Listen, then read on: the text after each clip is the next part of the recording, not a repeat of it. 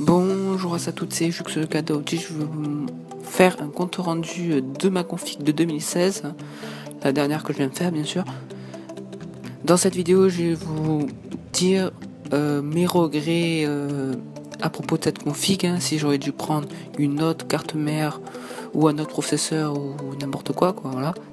Et à la fin de cette vidéo, je vais comparer mon PC que j'ai monté moi-même, voilà, par rapport à notre déjà fait de chez MSI en particulier, qui est bien sûr un mini ITX.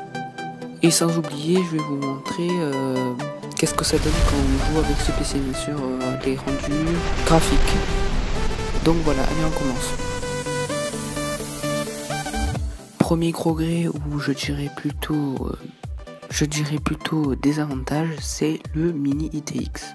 Avec les cartes mère mini ITX, on est limité à un port PCI Express et 2 barrettes de RAM.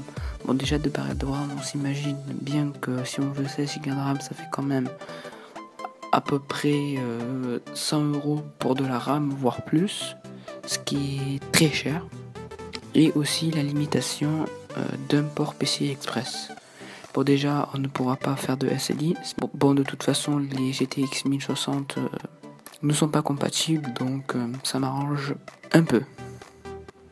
Deuxième déception, qui va dire vous étonner, mais c'est le Elite 130, le boîtier carrément, qui me paraît assez long. Bon, je comprends que j'ai une GTX 1060 mini et du coup, c'est un peu gros, Elite 130 pour le boîtier, parce qu'il est capable quand même d'accueillir de très grosses cartes graphiques pour du mini ITX quand même. Mais bon, voilà, je le trouve vraiment beaucoup long. Il fait la longueur carrément d'un boîtier normal en termes de longueur, voilà. Bon, après, je pense que j'ai changé pour un Beat Phoenix Prodigy qui est plus design mais qui est aussi beaucoup plus cher. Je crois qu'il fait à peu près vers les 78 €, un truc comme ça, rien que le boîtier, pour vous dire. Et donc voilà.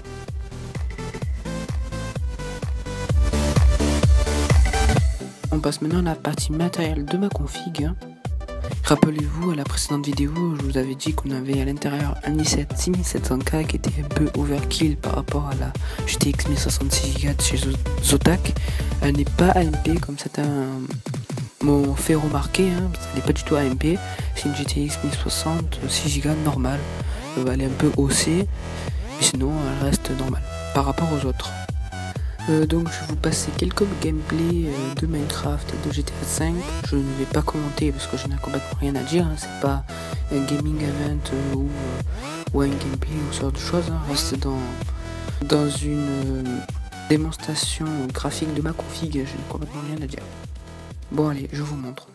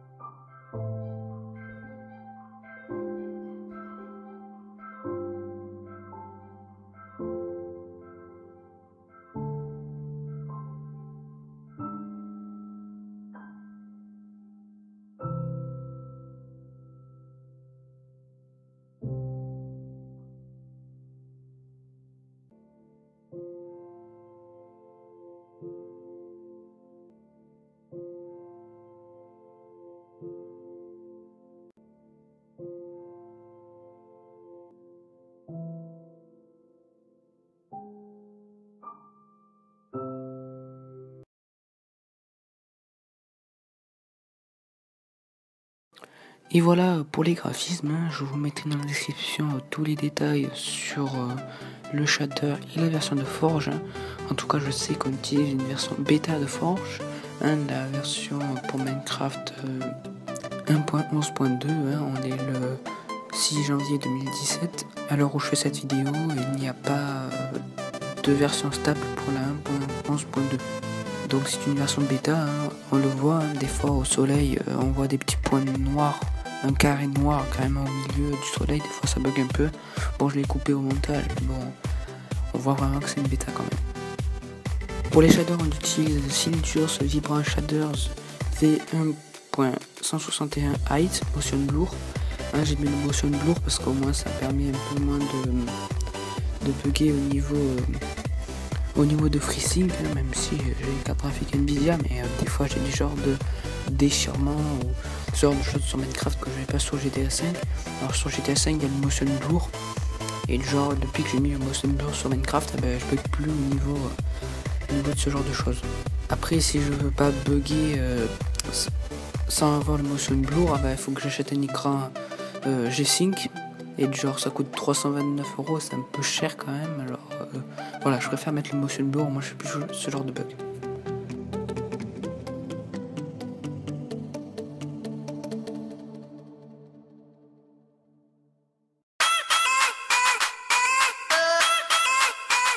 Et nous voilà maintenant dans la phase où je vais défier ma config en termes de rapport qualité-prix par rapport aux autres configs qui sont déjà des configs toutes prêtes, hein, voilà. Qu'on peut acheter comme des PC MSI, PC Gamer MSI, des PC Gamer Vibebox, des PC Gamer carrément sans marque, hein. Ça existe mais pas voilà, avec des GTX 1060, des i5 et tout. Enfin, on va savoir ça après. Et donc voilà, on va les défier en termes de rapport qualité-prix par rapport à ce que moi j'ai payé. Donc on va faire ça tout de suite, hein.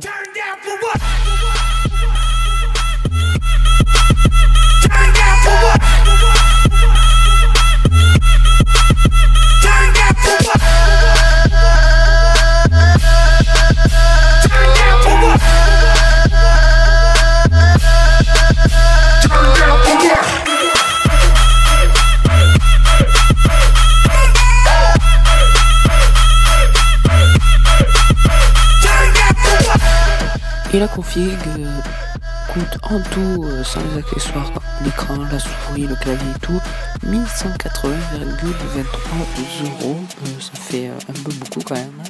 On est bien d'accord.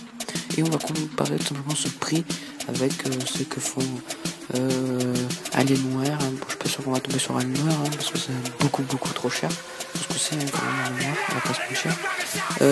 MSI et Vibebox aussi qui font nos produits, et des marques génériques comme je vous les ai dit tout à l'heure.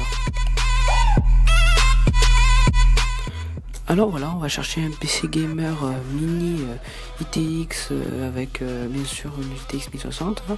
On va chercher un mini ITX, évidemment on voit rien du tout, on voit tout simplement le mini ITX, hein. On va essayer, voilà. Et là on tombe sur un PC gamer à 1180 €, si je dis pas de bêtises, parce que je vois...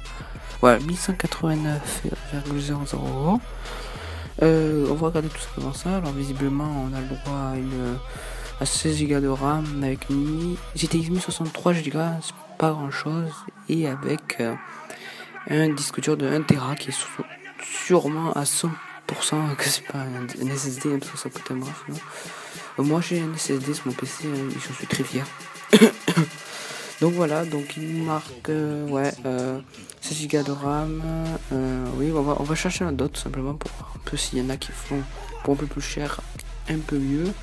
Visiblement c'est après pareil, c'est presque le même boîtier, hein. Voilà, on a 8 Go, donc non, ça vaut pas du tout le coup d'acheter ça, il vaut mieux prendre celui-là d'avant.